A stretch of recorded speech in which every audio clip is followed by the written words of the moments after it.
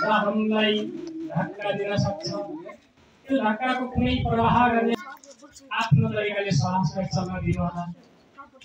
अरू श्वास कसरी चलिरहेको छ हेर्ने मात्रै गर्नेछौँ हामी। भित्र गएको श्वास कहाँनिरबाट सुरुवात हुन्छ र कहाँसम्म गउने श्वास कहाँनिरबाट सुरु हुन्छ, कुन कुन अङ्गलाई स्पर्श गर्दै अगाडि बढ्छ र कहाँ पुगेर टुङ्गिन्छ, त्यसको एउटा अवलोकन गर्नेछौँ। श्वासलाई जबरजस्ती लिने छैनौँ, र शान्त भएर रहन्छ, सदा सफा रहन्छ। त्यसै गरी बाहिरबाट हजार हजार लाखौँ लाख विचारहरू मनमा आउँछन् र ती विचारहरूलाई पखाल्दै शान्त हुन दिन्छौँ। आएको विचारलाई हेर्छौँ, मनमा कुन कुन विचार आएको छ त्यसलाई पनि याद गर्छौँ, त्यसलाई रोक्ने प्रयास पनि गर्दैनौँ, त्यसलाई हटाउने प्रयास पनि गर्दैनौँ, शान्त हुन्छौँ। अब पुरा चित्तलाई एकाग्र गर्दै आफ्नो घाँटीको भागलाई भित्री आँखाले हेरौँ। बाहिरी आँखा बन्द भएको छ, प्राकृतिक बन्द भएको छ, भित्री आँखा खुलेको छ। भित्रको दिव्य चक्षु जो सुन्दर प्रकाशमय आँखा, मनको आँखा, दिव्य आँखा खुलेको छ। त्यही आँखाले घाँटीलाई हेर्छ, घाँटीमा शान्त भएको महसुस गर्छ। दुवै कुम्भ स्थानलाई हेर्छ, शान्त भएको महसुस गर्छ। दुवै पाखुरालाई हेर्छ, दुवै पाखुरा शान्त भएका छन्। दुवै कुइनालाई हेर्छ, दुवै कुइनाहरू पनि शान्त छन्। कति सुन्दर, आहा कति शान्त, आहा कति आनन्द। पुरा शरीर विश्राममा छ, पुरा शरीर हल्का छ। अघिसम्म मटेस भएको, अघिसम्म बाँधिएको शरीर अहिले कति सुन्दर तरिकाले शान्त भएको छ, आनन्दित भएको छ। सायद यस्तो लाग्छ हावा उडिरहेको छु, सायद चङ्गा उठेर आकाशमा उडिरहेको छ मेरो शरीर। अनन्त अनन्त आकाशमा जाँदैछ, माथि माथि उडिरहेको महसुस भइरहेको छ। आँखा पुरा बन्द भएका छन्, श्वास चलिरहेको छ। एक श्वास भित्र जान्छ, एक श्वास बाहिर आउँछ। श्वासलाई हामीले बिर्सिए पनि, श्वासलाई मैले बिर्सिए पनि, श्वासले मलाई बिर्सिएको छैन। म विश्राम गर्दा पनि श्वासले विश्राम गर्दैन। सायद जुन दिन श्वासले विश्राम गर्नेछ, यो शरीर पनि निर्जीव रहनेछ। त्यसैले यो श्वासलाई मैले आफैमा परिणत गरेको छु, श्वासलाई म गरेको छु, मलाई श्वास गरेको छ। आहा मेरो जीवन, आहा मेरो आनन्द। अब एकचोटि आफ्ना माता पितालाई सम्झिनुहोला, जसले जन्म दिएको थियो, जसले आफूले दुःख सहेर 9 महिनासम्म पेटमा राखेर कुनै भार नमागेर, कुनै बोझ नमागेर, वात्सल्यपूर्वक मातृ शिशु वात्सल्य मातृ प्रेम प्रकट गर्दै जन्म दिनुभएको थियो। र आफ्नो जननीलाई भन्नुहोस्, हे जननी, हजुरको योगदानले, हजुरको दुःखले, हजुरको कष्टले आज म यो संसारमा छु, यो पृथ्वीमा प्रकट भएको छु। यो पृथ्वीमा एउटा मानव स्वरूपमा प्रकट भएर आउन पाएको छु। सायद हजुरले मलाई यसरी 9 महिनासम्म नभोगेको भए, सायद यो संसारमा जन्म नदिएको भए आज यो अस्तित्वमा रहने थिएन। त्यसैले हे जननी, हे मातृ, हजुरप्रति म सदा सुधारिने छु, हजुरप्रति म सदा सुधारिने छु। मैले हजुरको ऋण त तिर्न कसरी सक्छु र? मेरो कारणले, मेरो चरित्रको कारणले, मेरो क्रियाकलापको कारणले हजुरले मन दुखाउनु पर्ने दिन आउन दिने छैन।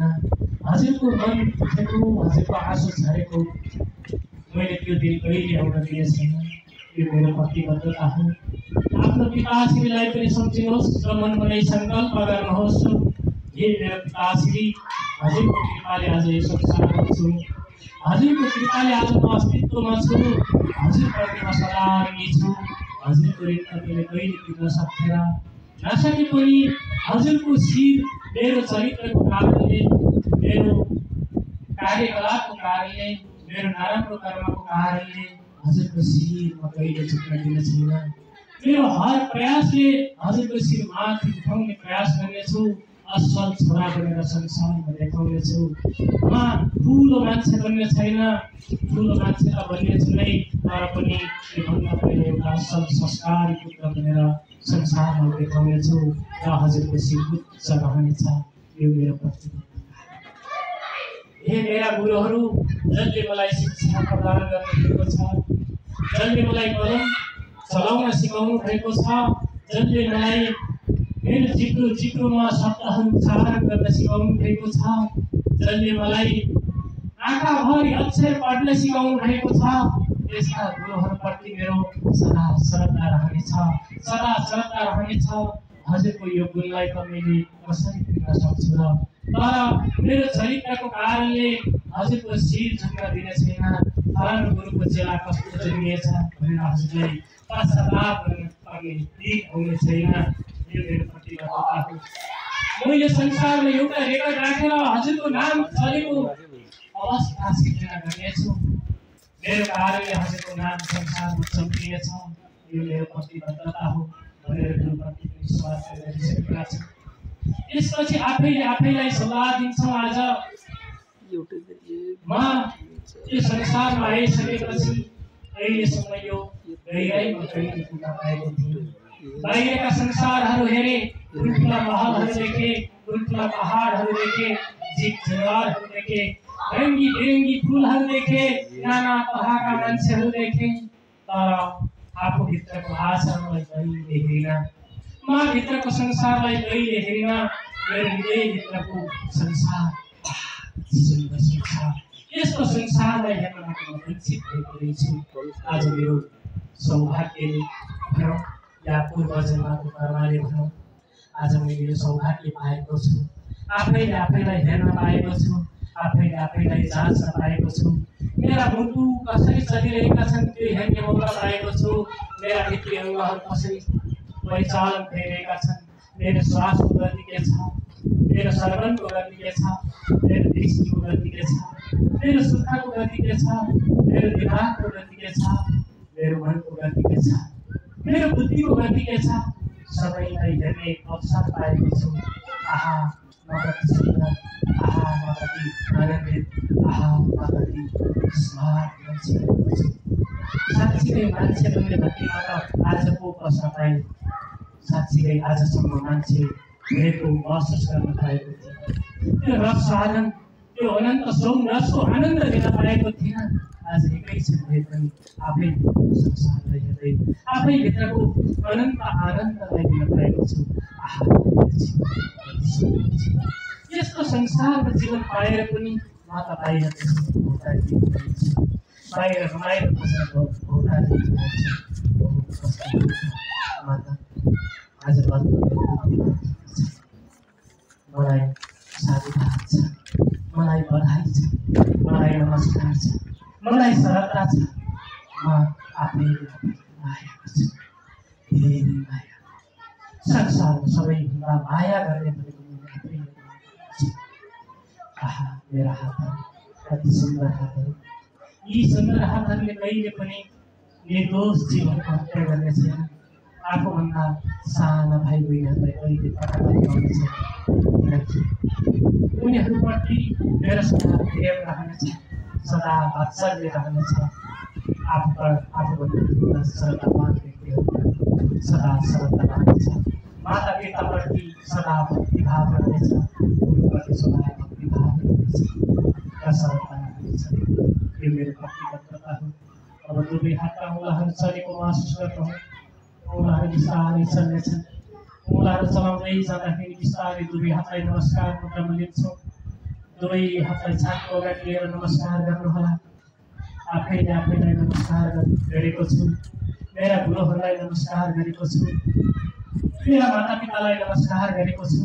यो अस्तित्वप्रति म कृतज्ञ छु, जसले मलाई यो संसारमा पठायो। मुक्तिको आनन्द लिनको लागि, संसारको आनन्द लिनको लागि मलाई जीवनमा पठायो। हे अनन्त परमात्माको मालिक, महाचेतना, नाम अनेक, काम एकै, नाम अनेक, स्वरूप एउटै।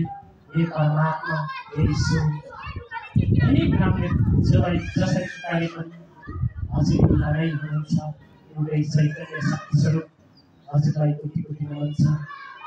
आजमा बल्ल आफूभित्रको संसारलाई देख्न पाएको छु। अरू दुवै हतार गर्छु, बिस्तारै नगर्नुहोला। नगर्दै जाँदाखेरि तातो तातो तातो तातो तातो ऊर्जा आउनेछ। हातहरू त तात्नेछन्, हत्केलाहरू पोल्नेछन्, आगो निस्किनेछ।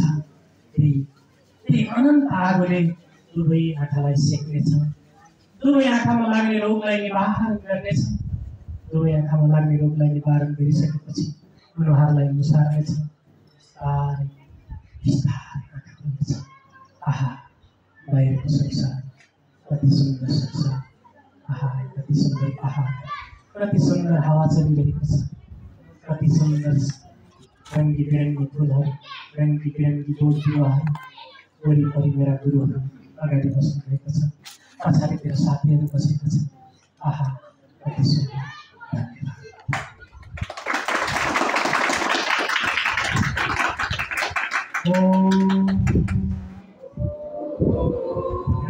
शान्ति अंतरिक्षं शान्ति पृथिवी शान्तिरापः शान्तिरसधयः शान्तिः वनस्पतय शान्ति विश्वे देवः शान्ति परमः शान्ति सर्वं शान्ति शान्तिरेव शान्ति सामा शान्तिरेधि। ओम शान्ति शान्ति शान्तिः। इति योगः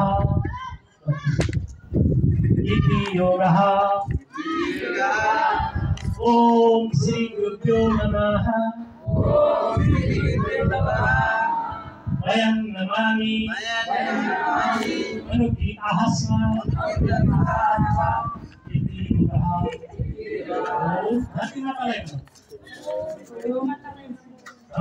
नमन गर्दै आजको कक्षा यही समापन भएको छ। सबैको दिन, सबैको साँझ, सबैको रात सुखमय बितोस्। आउँदा दिनहरूमा यस्तै यस्तै अवसरहरू जुर्ला नजुर्ला, तर आजदेखि हामी सबैजना साधक बन्नेछौँ, योगी बन्नेछौँ, एउटा असल पुत्र बन्नेछौँ, एउटा असल पुत्री बन्नेछौँ, संसारको तारा बनेर देखिनेछौँ। जस्तै गौतम बुद्धलाई संसारले चिन्छ, माता सीतालाई संसारले चिन्छ, ढेकुरीलाई संसारले चिन्छ, त्यस्तै यो विद्यालयबाट पनि यस्ता बालबालिकाहरू निस्किनु हुनेछ। यी संसारले बुझिनेछ। यही मङ्गल कामना गर्दै म पनि वचन पढ्छु। हस्त हो, नमो नमः।